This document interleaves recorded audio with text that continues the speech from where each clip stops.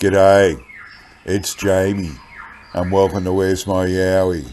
Today, I'm reading an old newspaper report about a big cat or Thylacoleo sighting near Kyneton, Victoria in 1883. So we'll get into it.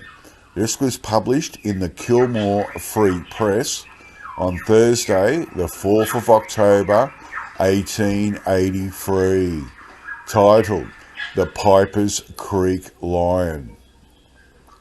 As three young men were out hunting kangaroos with their dogs in the Provident Institute paddock, Piper's Creek, last week, they came across at the foot of a tree on top of the range a large savage animal, described to be as large as a year-old heifer, with large head, shaggy mane, smooth hair, bushy tail, and heavy limbs. The animal roared at them, and it was the roar which first drew their attention.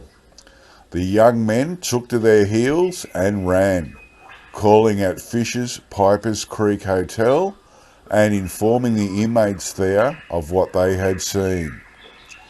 Three other men accompanied them back to the place where the animal had been seen, but they did not again come across it. They saw, however, traces on the ground where it had been scratching and where it had lain down.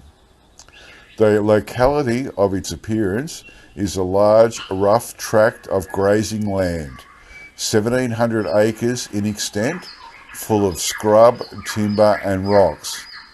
It is a distant rower more than a mile behind the Piper's Creek Hotel and bounds on one side of the road to Lancefield.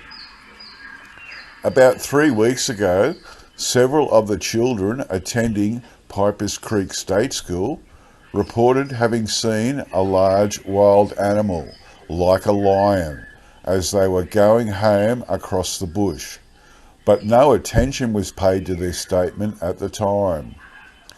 One of the boys attending the school, named Wall, also asserts he saw it, and Egan, who is a young lad of 15 or 16, was very much frightened when he suddenly came upon it on a Sunday.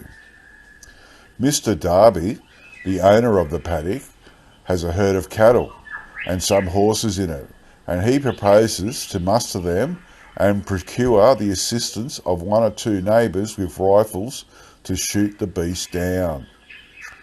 Mr. Driver, state school teacher at Piper's Creek, feels persuaded that there is some wild animal of an unusual character there from the statements made to him by the children.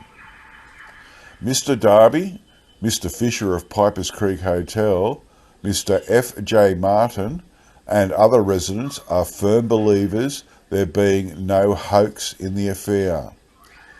It is only the difficulty of learning that any wild beast has escaped from any travelling menagerie that presents their believing that the animal is really what it is represented to be. The probability is that it will turn out to be some stupid bushman who has adopted this method of frightening the youngsters. Kyneton Guardian, the end. Well, that's pretty crazy, this. So they're saying like it's a large savage animal, as big as a year-old heifer, like a year-old cow. It's got a large head, shaggy mane, smooth hair, bushy tails, and heavy limbs, and it roared at them, which to me is telling them if it's roaring at you, like, you better leave.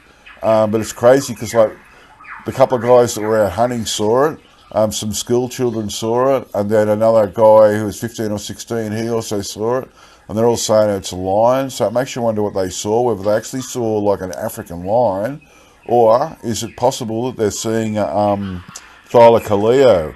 It's really weird. Anyway, that's it from me. I'll get back to you all next time. Bye.